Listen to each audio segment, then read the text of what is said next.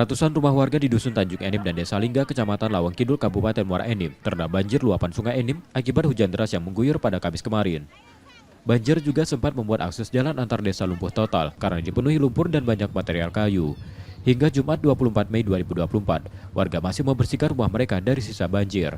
Warga menerangkan, hujan dengan intensitas tinggi terjadi sejak Kamis dini hari di wilayah bagian hulu sungai.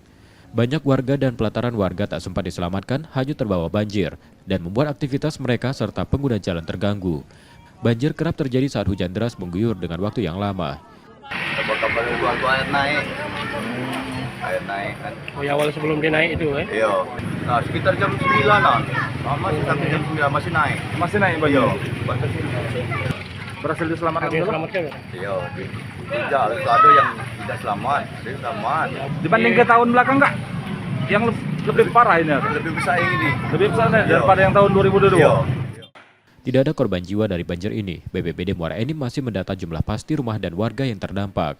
Rizky Oktora, Muklas Diferensial, Kompas TV, Palembang, Sumatera Selatan.